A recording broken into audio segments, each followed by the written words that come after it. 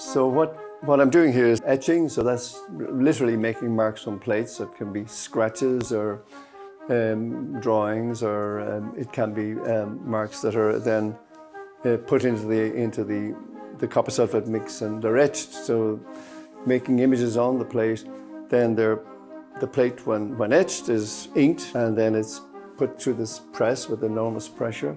So I'm making additions from each one. Each one is hand done, each one is inked separately, and then we make usually limited editions. Mine never go beyond 50, all handmade by me. So there's it's a sort of a paper trail, if you like, to each print that I make.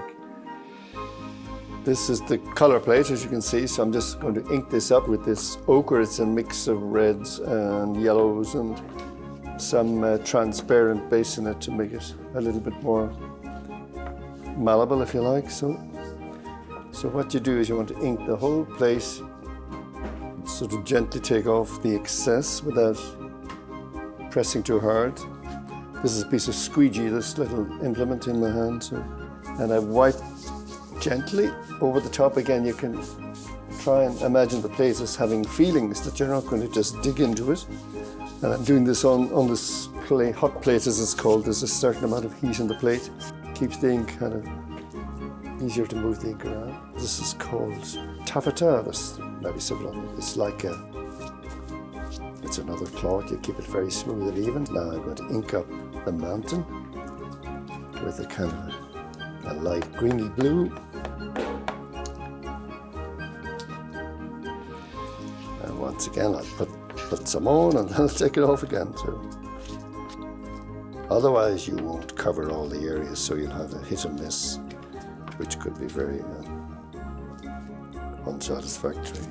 Just skimming gently for the excess fat, if you can say that, on the top. Lining, as it's called, and we just take the excess off that. I can use the end of this.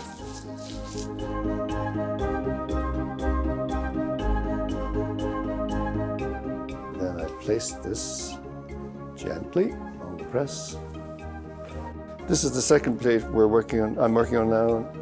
You can see it's darker, so I sometimes call this the master plate. It's a gentle wipe. I'm taking off the excess, skimming off the top.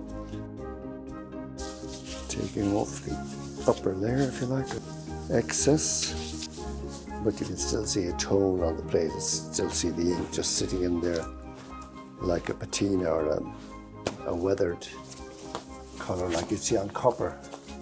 We're now going to the next stage. It's been polished and at least cleaned and ready for printing.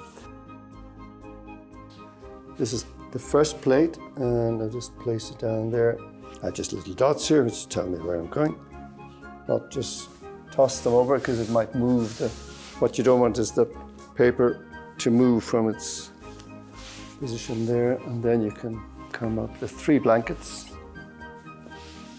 These will apply the pressure from the roller. So this wheel, the flywheel, is very, very weighted. So once you get momentum, you need the pressure to be as even as possible. So I lift this up. This is plate number 1, or the first plate. That's your registration blocks. So then you press on them, but they don't move, and you just lift this out. Put it to one side. Gently ease it towards the registration blocks. As you can see the way it's lining up from the camera there.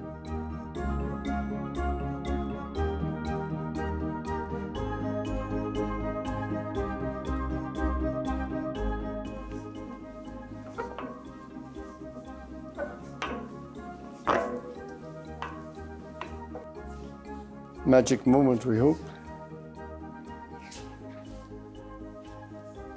So in fact, the name of this piece is And Evening, which is based on the Lake Isle of Innisfree, just a fragment from the poem And Evening Full of Linnets' Wings.